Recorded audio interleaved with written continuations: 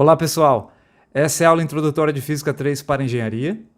O assunto trabalhado nessa disciplina é o eletromagnetismo e os conteúdos abordados dentro desse tema são clássicos em qualquer curso de Física 3 para as engenharias. A gente vai seguir a ordem que está colocada aí, que é a ordem didática que encontramos na maioria dos livros-textos sobre o eletromagnetismo. Alguns conteúdos serão explorados com maior profundidade do que outros.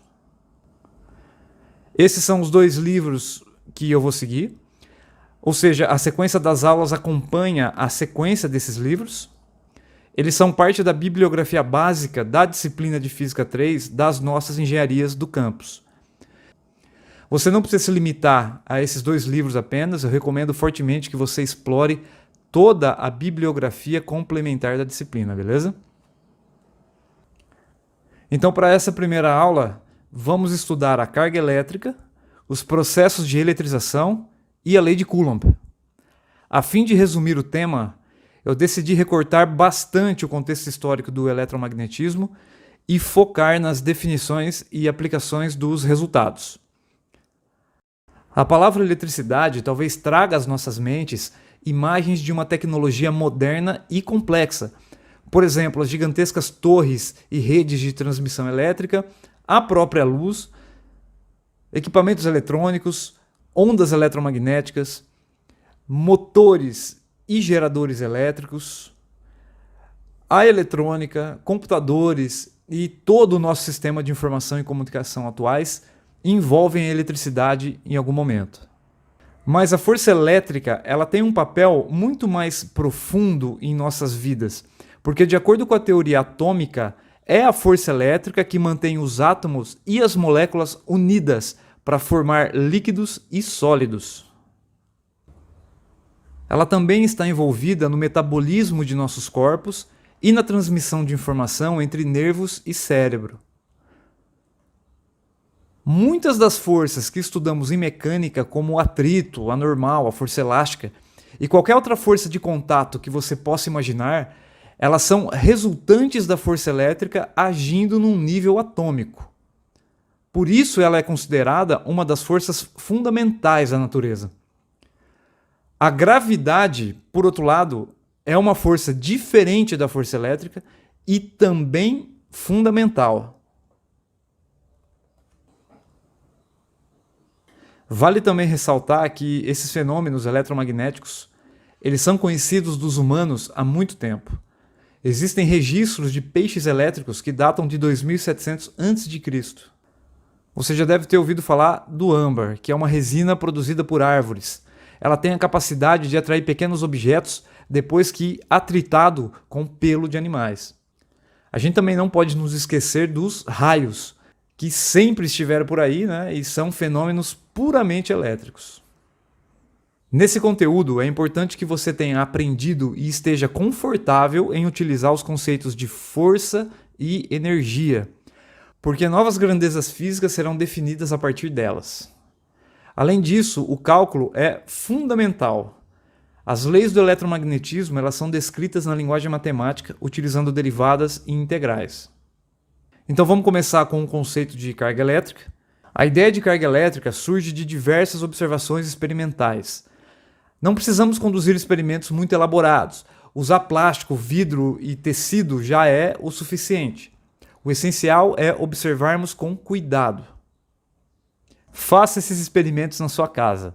Por exemplo, ao atritar um bastão de vidro com seda, o vidro ganha a propriedade de atrair pequenos objetos, como pedaços de isopor.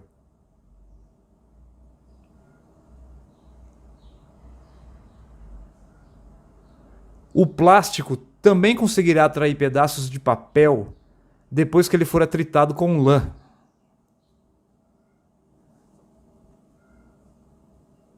De novo, tenta fazer esse tipo de experimento na sua casa. Ao atritar um cano de PVC com um pedaço de pano, o cano conseguirá atrair um objeto metálico na sua direção.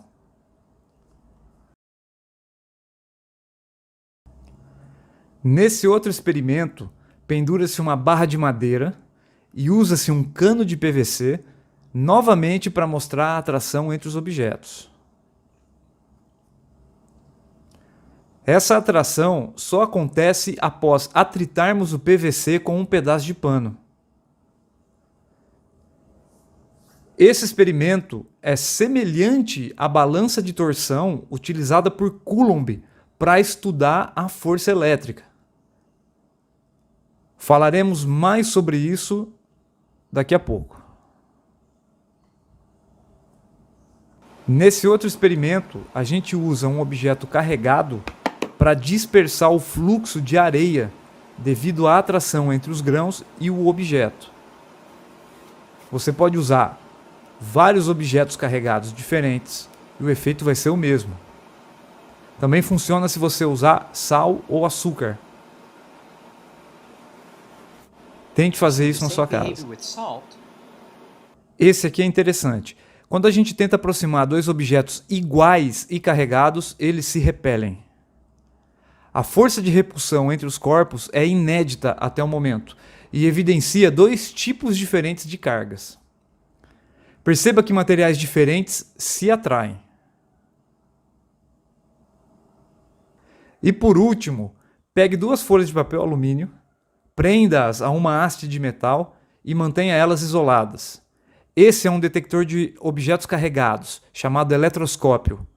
Qualquer objeto carregado que se aproxime causa um afastamento das folhas de alumínio. Isso porque as cargas elétricas se movimentam entre o alumínio e a esfera, atraídas ou repelidas pelo material carregado.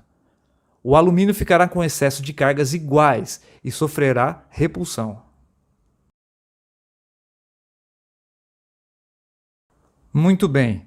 A análise meticulosa desse tipo de experimentação, junto com algumas outras mais elaboradas, nos levaram às seguintes descobertas.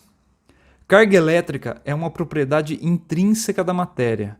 Isso significa que ela faz parte da essência da matéria. Existem dois tipos de cargas elétricas, a positiva e a negativa. Esses nomes eles foram cunhados por Benjamin Franklin. Ele descobriu que as cargas se comportam como os números positivos e negativos.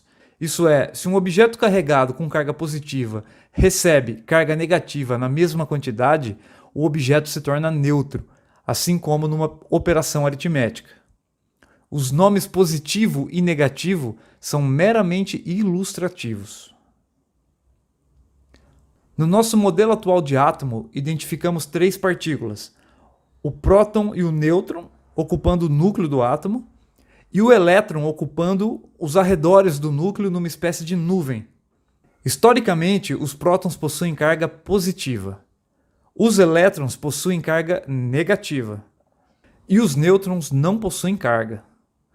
Então, cuidado, o próton não é carga. O próton é uma partícula que possui carga do tipo positiva. O elétron não é carga. O elétron é uma partícula que possui carga do tipo negativa. Tome cuidado com isso. Outra característica importante é a de que carga é quantizada. Isso significa que existe um valor elementar ou mínimo para ela. Como sabemos que não é possível dividir um elétron, a carga de um elétron é a mínima quantidade de carga possível.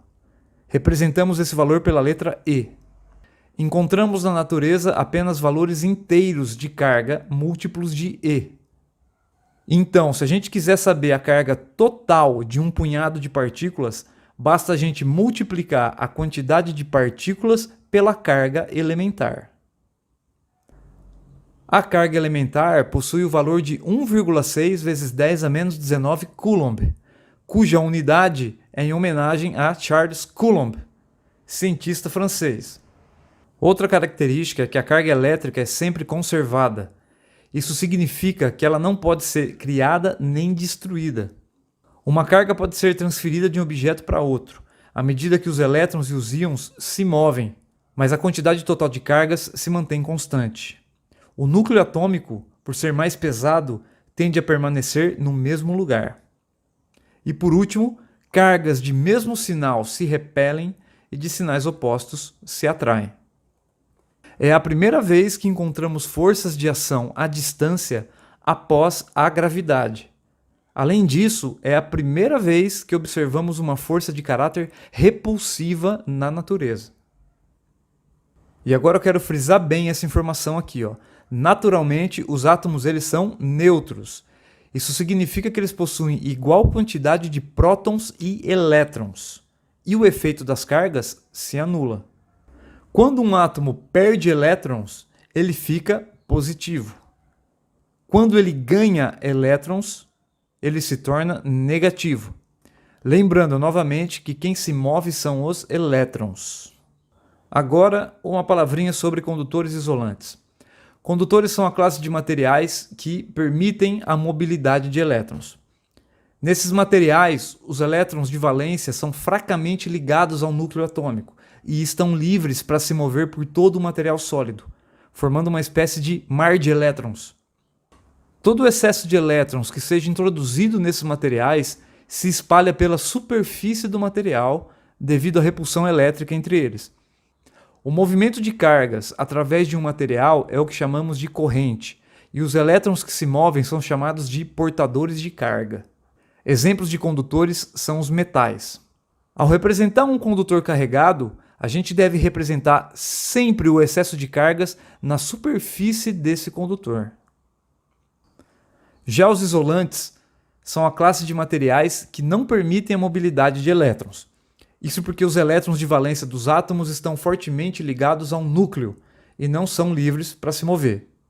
Quando elétrons são transferidos para um isolante, eles permanecem no local onde foram colocados. Eles não se espalham pelo objeto. Essa aqui é uma representação possível de um isolante carregado. Os exemplos de isolantes são o vidro, a borracha, madeira seca, plásticos. Vamos comentar agora sobre os processos de eletrização. Vamos começar pela eletrização por atrito. Ao atritarmos dois materiais, nós transferimos elétrons de um para o outro. As forças de atrito causam quebras moleculares da superfície e podem criar íons moleculares positivos em um material e negativo em outro. Por exemplo, ao atritar lã com vidro, a gente transfere elétrons do vidro para a lã, deixando uma região da lã negativa e uma região do vidro positiva. Após o processo, os corpos atritados possuirão cargas elétricas opostas. Apenas isolantes podem ser eletrizados dessa forma. Neste exemplo, a criança troca cargas com o escorregador. O excesso de cargas no seu corpo faz com que seus cabelos sejam repelidos.